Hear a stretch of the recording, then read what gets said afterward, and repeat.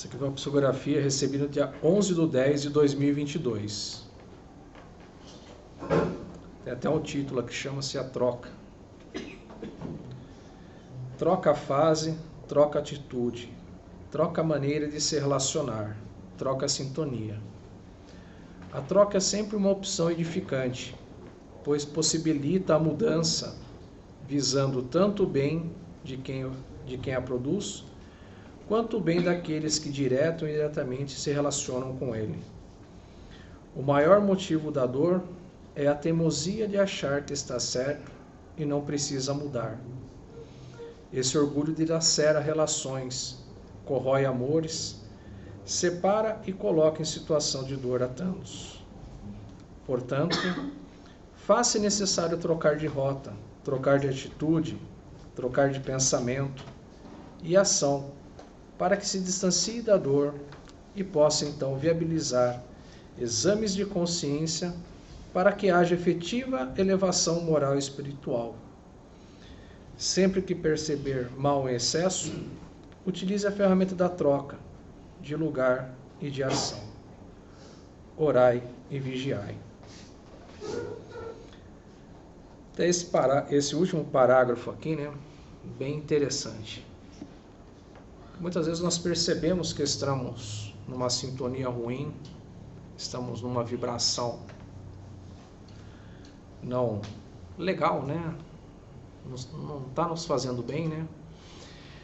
Onde nos cabe às vezes aquela respirada, aquela conexão com Deus, com Jesus, com os nossos mentores, né?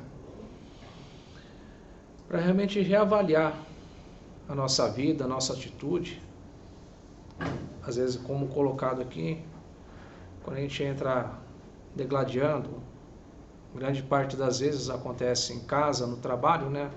Nós queremos impor a nossa vontade, impor o nosso pensamento, o nosso jeito de agir, e acaba causando, né, toda uma desestruturação no lar, em qualquer lugar em que estejamos. Então, acho que sempre cabe a reflexão, né, de repensar como agir diferente e como a gente gostaria de ser tratado em primeiro lugar. Quando nós nos colocamos no lugar do outro, o amor prevalece, porque nós gostamos de ser amados, correto? Então, quando nós conseguirmos nos colocarmos no lugar do outro, nós mudaremos essa vibração.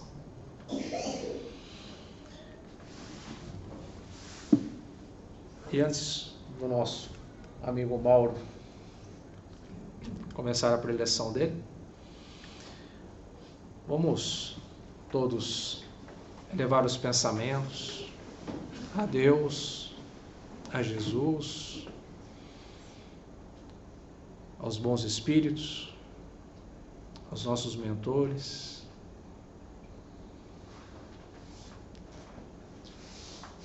rogando a graça de Deus em nossas vidas, para que nossa sintonia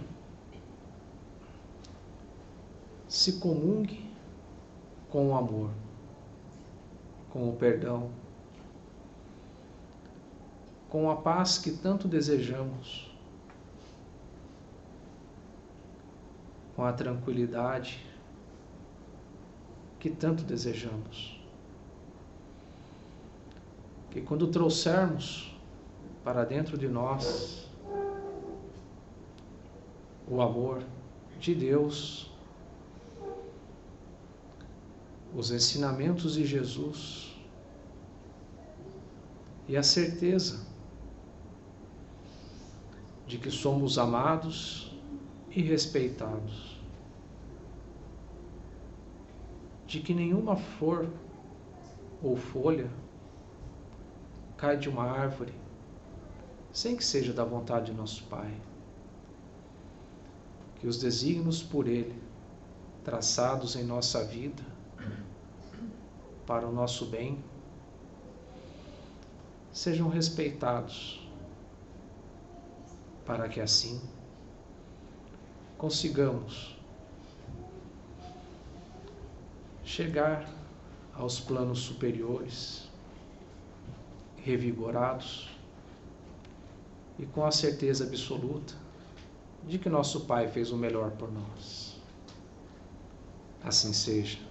Graças a Deus e graças a Jesus.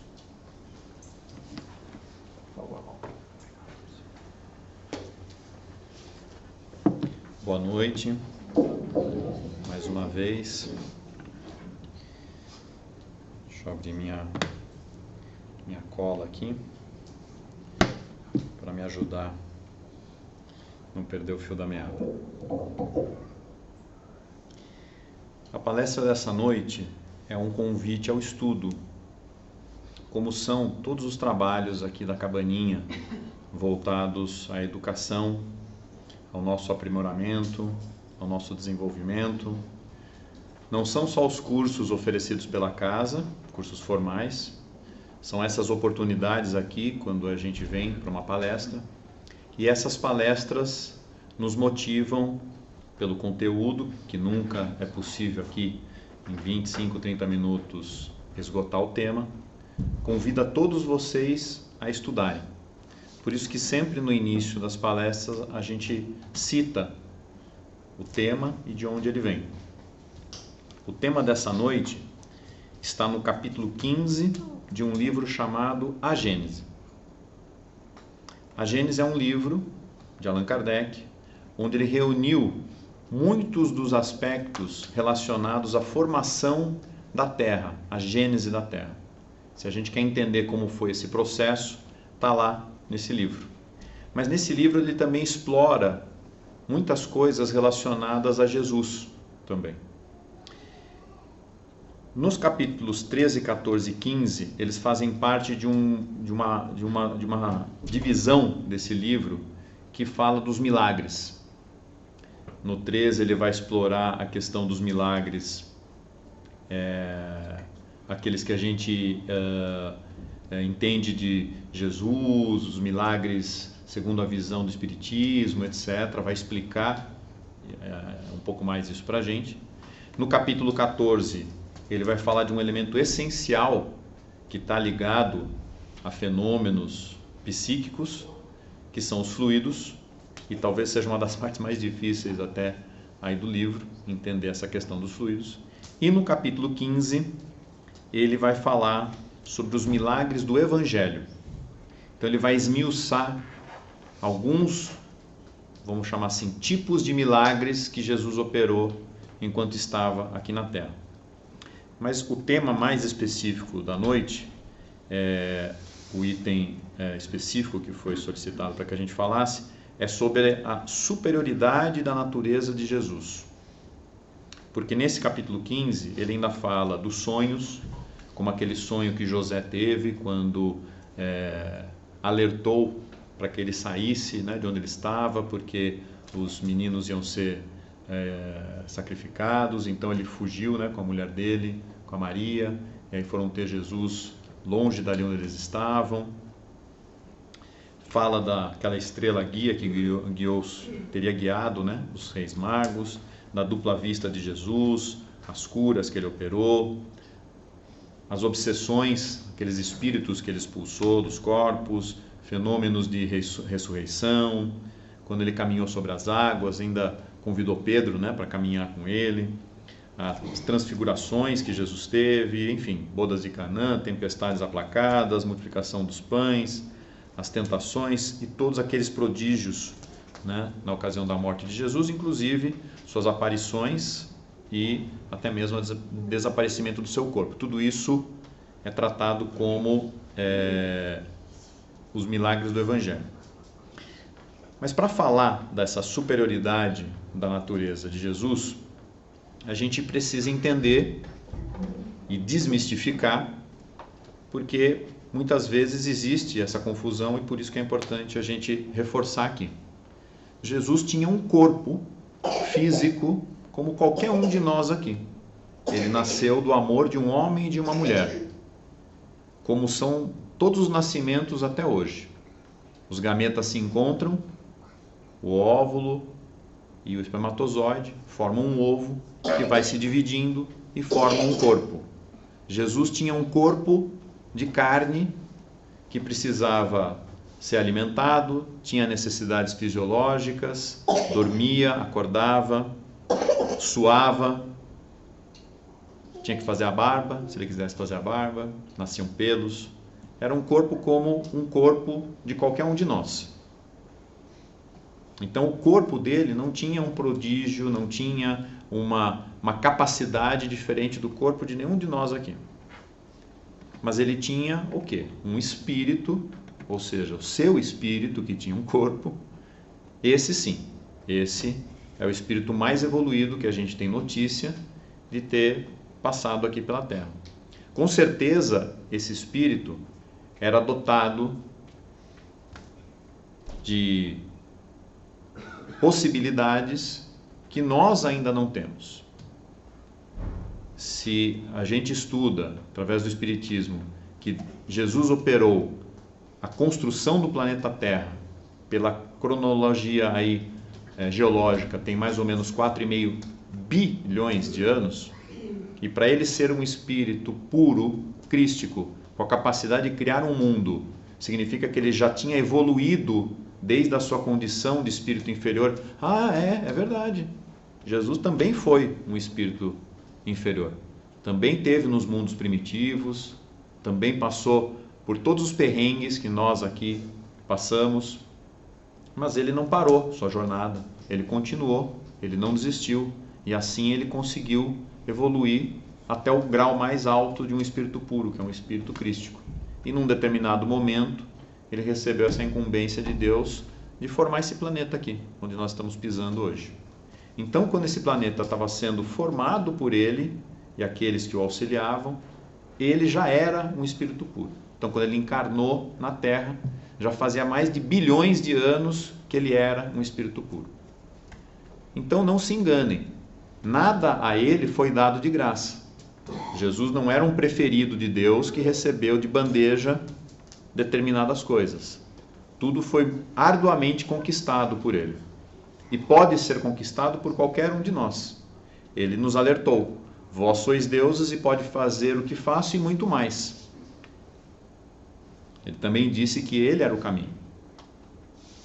Então, certamente, esse espírito encarnado tinha lá um corpo que tinha as limitações de qualquer corpo, inclusive sangrava quando foi ferido, sangrou.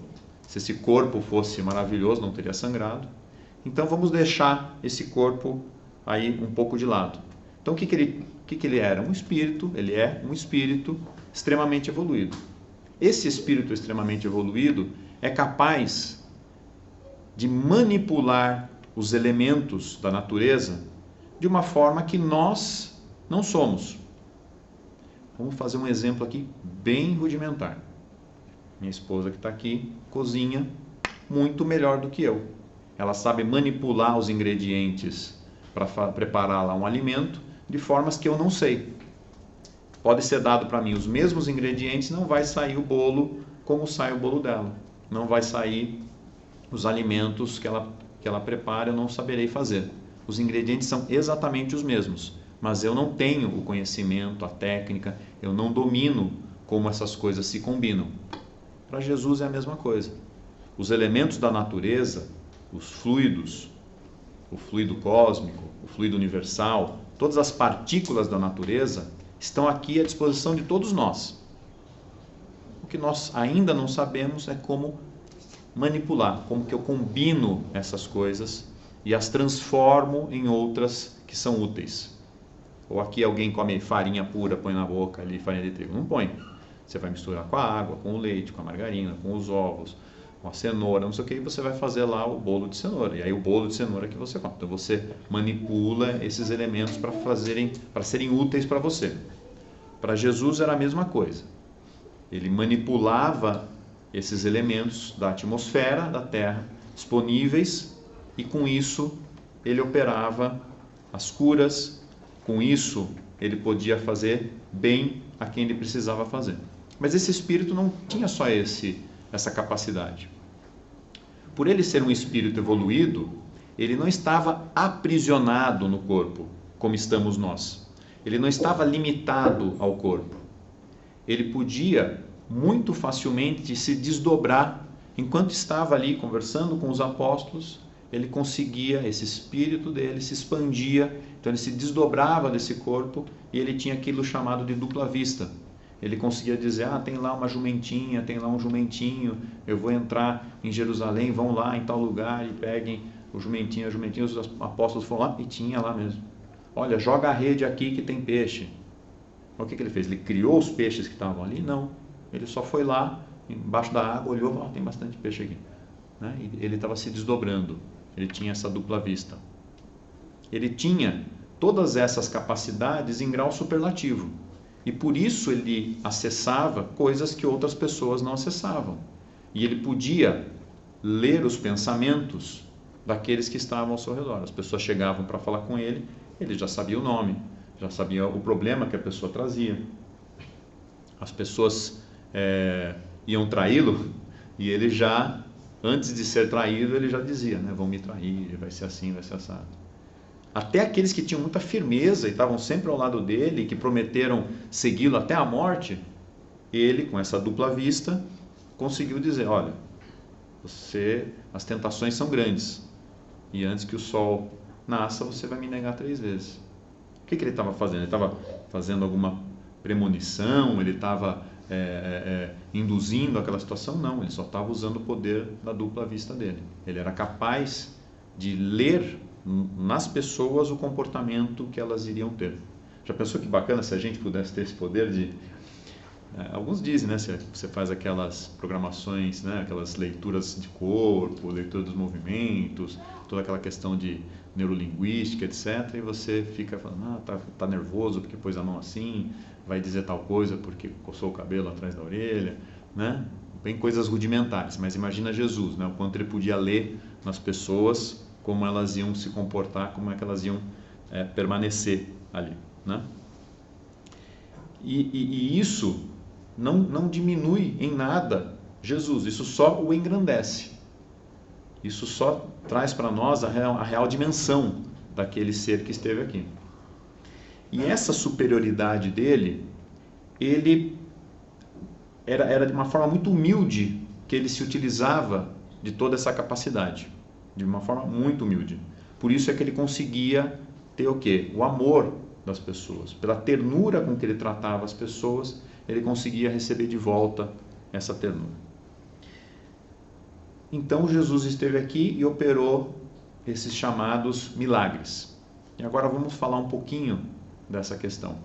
Porque para nós, no Espiritismo, e é o capítulo 13 aqui da Gênesis, traz isso para nós, nós que estudamos o Espiritismo, nós não acreditamos em milagres. Isso não quer dizer que aquilo que aconteceu é falso. Só quer dizer o seguinte, se você for buscar a palavra milagre, entendendo essa palavra, o significado dela, como um ato que seja contrário a uma lei, né? O que seria um verdadeiro milagre? Uma bola que eu soltar aqui, que está caindo, e ela parasse de cair e ela começasse a subir, sem nenhuma força levando ela para cima. Isso seria um milagre, porque isso seria derrocar a lei da gravidade. E Deus, e muito menos Jesus, jamais revogaria uma lei natural. As leis de Deus são imutáveis. Porque imagina se Deus acordasse cada dia com um humor e cada dia decidisse que uma lei ia funcionar de um jeito. Nada seria permanente. Todas as coisas seriam bagunçadas. Uma coisa aconteceu de um jeito ontem, hoje a gente não sabe como é que vai ser. É justamente porque Deus é Deus que as suas leis e o mundo e o universo funcionam de forma imutável. As leis são imutáveis. A gravidade é igual em todo o universo. As forças que atraem os átomos lá no seu núcleo são iguais em todo o universo. E assim, as leis naturais para todos. E será que a gente conhece todas as leis? Seria o mesmo que perguntar para uma criança de 2, 3 anos de idade que está começando a ir lá no jardim, né? no jardim de infância, virar para essa criança e falar assim, você conhece a equação de Einstein, você conhece as leis da relatividade, você manja de eletromagnetismo, conhece Faraday, conhece Tesla, conhece as leis. Claro que essa criança não vai conhecer isso, não vai saber te responder. Por mais inteligente que ela seja, ela não teve acesso a isso ainda. Esse conhecimento ainda não pertence ao conhecimento dela. Um dia ela pode ser doutor em física e dominar essas coisas perfeitamente, mas naquele momento, naquele estágio, é como se essas leis nem sequer existissem, porque não estão ao alcance dela. Então agora imaginem quantas leis existem no universo que a gente não conhece. Quantas leis que podem fazer coisas extraordinárias, quantos elementos químicos, quantos fenômenos da física que a gente desconhece, que podem causar fenômenos impressionantes, devem existir por aí. Imagina quão surpreso foram as primeiras pessoas que tiveram contato lá com o ímã. Já brincaram com o ímã?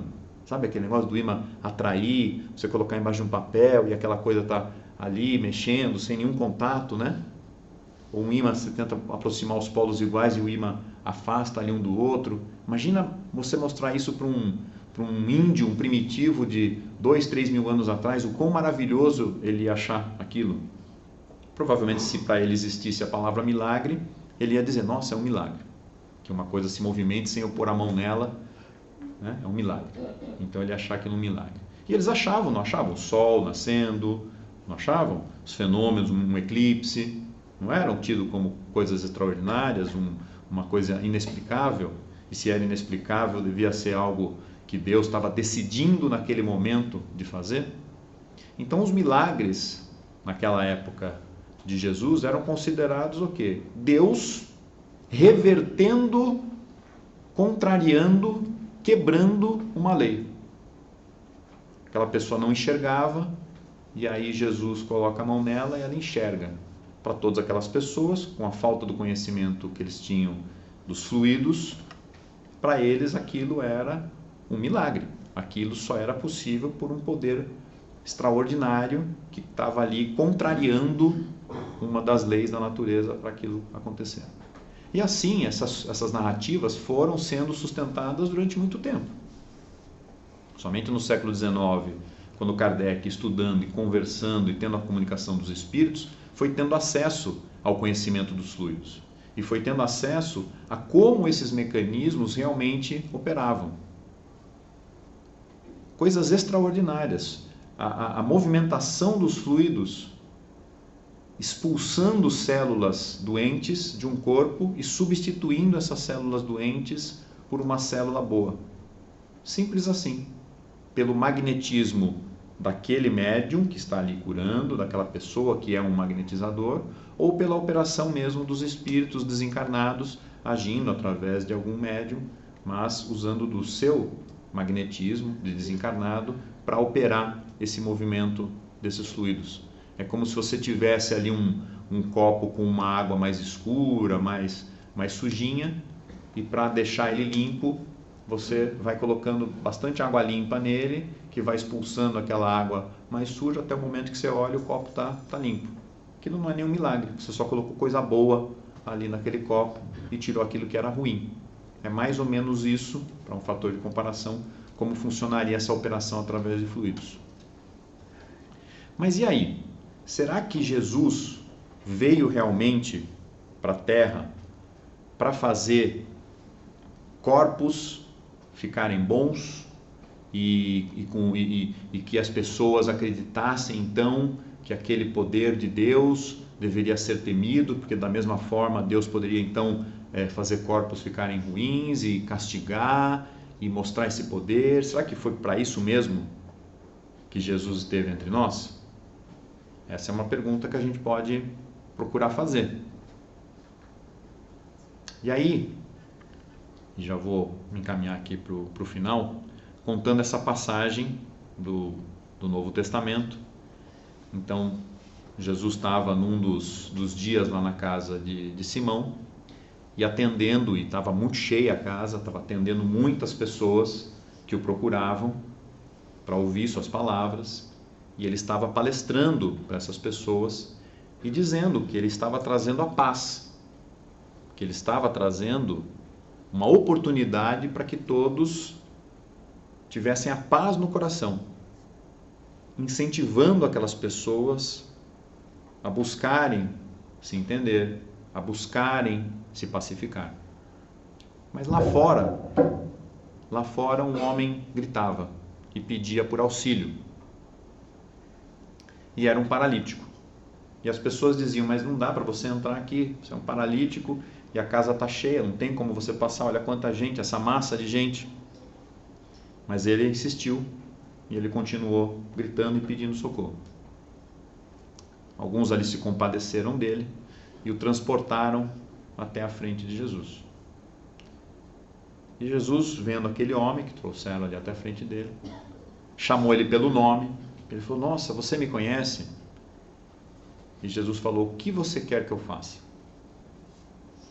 Jesus não perguntou se ele queria ser curado da paralisia, que benefício que ele queria. Jesus perguntou, o que você quer que eu faça? E esse paralítico falou, quero que você tenha piedade de mim, eu quero andar. Aí ele falou, você acredita em mim? Você crê em mim? E aquele homem falou, sim, eu creio. Então, se você crê em mim, levante e ande.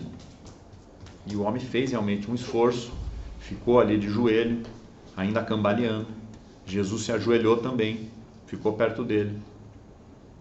O que você quer que eu faça? Perguntou novamente Jesus a ele. Senhor, tenha piedade de mim, que eu ande.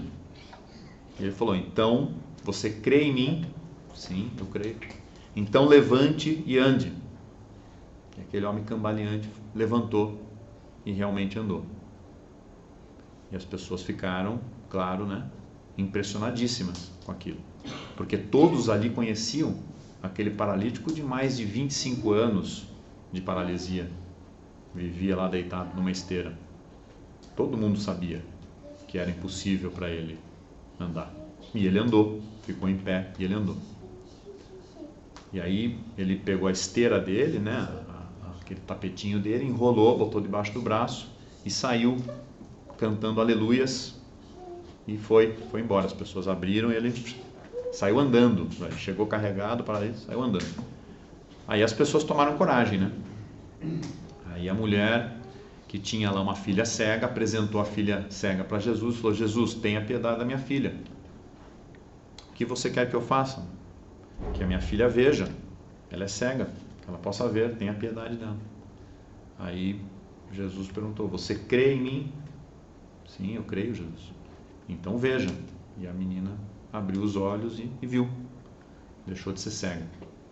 E saiu a mãe e a filha cantando aleluias. Aí um outro homem que estava ali, que tinha muitas feridas pelo corpo, etc., igualmente, da mesma forma. E Jesus, só de levantar o braço, já o homem se curou e a pele dele ficou perfeita. Aquele homem também saiu lá dizendo aleluias. E assim as pessoas se aproximando de Jesus, cada um com o seu problema. E Simão, percebendo que Jesus já estava cansado, num dado momento chegou e interrompeu tudo. Falou, saiam da minha casa agora, o rabi está cansado, ele vai descansar, vão embora. Pegou Jesus pelo braço, levou para a praia, eles moravam ali perto da praia, sentaram numa pedra e ele falou, mas rabi, eu estou vendo que foi maravilhoso o que você fez hoje, e eu estou aqui sem palavras. Aquele paralítico, eu ajudo ele sempre que um peixe eu não consigo vender, é o peixe que sobra, eu levo para ele, no sábado eu vou lá ajudar na casa dele, aquela mulher com a filha, todo mundo conhece elas, filha dela cega, aquele homem que você curou também, há muito tempo ele sofre com essa enfermidade, eu estou muito feliz, mas eu percebo que você não está feliz. Quase que ele falou assim, qual é, Jesus? Está curando todo mundo aí e não sente nada, não fica feliz, como é que é isso?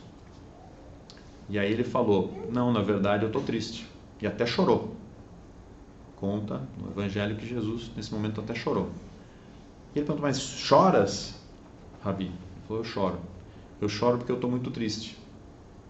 Porque aqui, nesse momento, após eu ter curado todas essas pessoas, aquele paralítico que estava aqui, que saiu andando, ele está nesse momento no bar.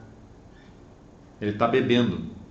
E lá ele está contando para todo mundo que maravilha, que agora ele anda, ele vai sair de bar em bar e vai beber tudo que ele pode na vida dele. Porque ele ficou 25 anos sem poder fazer isso. E agora ele vai colocar o pé na jaca. Aquela mulher com aquela filha cega que estava aqui, que foi curada, a filha dela enxergou, elas estão agora na casa delas lá, combinando uma vingança. Porque elas querem se vingar de todo mundo que zombou delas, que maltratou elas, que não estendeu a mão a elas quando elas estavam cegas, tateando pelo mundo. E agora elas estão planejando como elas vão fazer essa vingança. Aquele homem que tinha a pele toda ferida, feio, todo deformado, e que agora está com a pele em ordem, está bonito e tudo mais, ele está deitado agora na cama de uma mulher que vende o corpo. E ele está dizendo para ela, olha como é bonita a minha pele, eu agora vou aproveitar tudo que eu não aproveitei esses últimos anos. E eu posso aqui falar de todos os demais que foram curados e agora estão com esses comportamentos. E ele virou para Simão e falou, você acha mesmo que eu vim para a terra para curar corpos?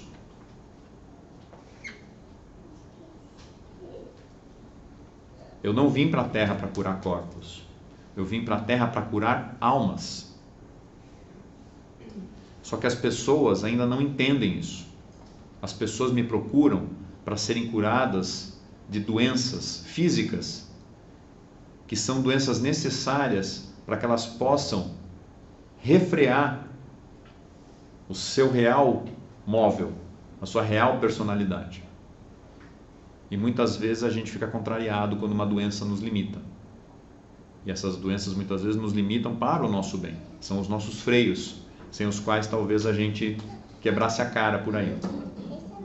E nesse momento, Jesus virou para Simão, e aí essa parte todo mundo talvez se recorda desse evangelho, e ele diz, as pessoas ainda não estão preparadas, mas eu vou voltar. Eu vou voltar e vou trazer um consolador para ajudar vocês. Esse consolador vai dizer coisas que hoje, se eu disser, ninguém vai entender. E ele vai dizer de uma outra forma para que vocês compreendam.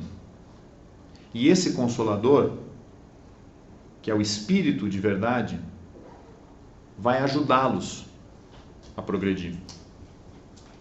Porque ele vai dar essa oportunidade para que vocês conheçam as coisas que hoje vocês não conseguem conhecer. E a gente bem sabe que esse consolador é o Espiritismo, por nos trazer essas informações que de outra forma não chegariam até nós. Mas agora, ainda nesse momento, ainda nesse século, ainda depois de mais de 160 anos do Livro dos Espíritos e da codificação, ainda tem gente procurando fenômenos espirituais para curar o corpo, procurando e indo a lugares para curar misérias do corpo, quando nós devíamos estar buscando nosso melhoramento para curar as misérias da nossa alma. Essa sim tem muitas doenças que precisam ser curadas: orgulho, egoísmo, falta de caridade, intolerância. Esses defeitos da alma é que precisam ser curados. Então não há milagre que Jesus possa vir aqui fazer. E se ele voltasse, com certeza a primeira fila que ia criar na frente dele não ia ser de pessoas para perguntar: Jesus, me ensine a perdoar. Jesus, eu quero ser mais tolerante com as pessoas. Como é que eu faço? Jesus, eu preciso de conselhos para que eu não peque mais. Eu tenho tido pensamentos que eu não quero ter. Não. A fila que se formaria na frente dele ia ser fila de gente querendo curar o seu câncer, a sua dor de estômago, a dor das costas, o nariz torto, ia querer uma plástica ali na hora. Com certeza.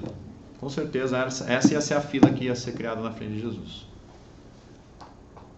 Então, meus irmãos, que esses capítulos sobre os milagres que estão na Gênesis, se vocês puderem estudar e se aprofundar no conhecimento deles, vai ser muito bom para a gente entender o fenômeno que está por trás dessas atividades conhecidas como milagres, que de milagre não tem nada, é pura aplicação, são puros fenômenos psíquicos, pura aplicação de poder que está acessível para qualquer um de nós, no devido tempo, quando a gente tiver o estudo e a evolução, mas que o verdadeiro milagre que a gente esteja buscando seja aquele da transformação moral, sejam os milagres de curas da nossa moral, as curas dos nossos defeitos morais. Que se a gente conseguir fazer isso, qualquer miséria do corpo fica irrelevante, até porque em poucos anos a gente já deixa esse corpo e qualquer doença que ele tiver vai ficar para trás. Mas a alma não vai nos abandonar nunca, né? Somos nós, não é isso? Nossa consciência não vai nos abandonar nunca, nunca, nunca, nunca. Então, que essa reflexão possa ser útil para vocês. E vamos agora fazer uma oração para a gente encerrar a palestra de hoje. Antônio de Aquino, os trabalhadores da casa, agradecemos mais uma vez pela oportunidade de estarmos aqui. Pedimos a Jesus e aos bons espíritos que estejam conosco para o próximo final de semana, que nos acompanhem em segurança aos nossos lares, que possamos praticar o Evangelho no lar, abrindo qualquer livro que acharmos que são importantes, pode ser o Evangelho segundo o Espiritismo, pode ser qualquer outro, num determinado dia, horário da semana, para que os bons espíritos com hora marcada possam vir até a nossa casa, nosso lar, possamos ler um trecho desse livro, refletir sobre ele e buscarmos o verdadeiro milagre da sanidade moral do nosso espírito. Vamos nos ligar mais às coisas de Deus, buscar primeiro as coisas de Deus antes das coisas materiais, das coisas do corpo.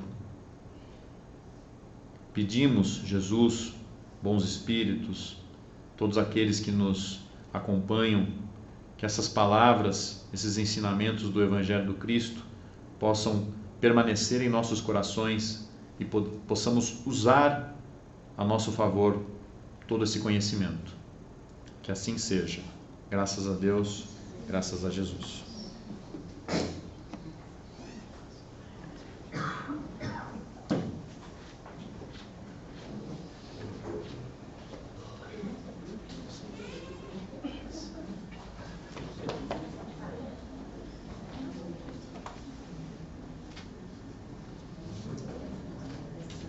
Pedir a todos guardarem suas cadeiras em oração, para nós começarmos a chamar para o passe.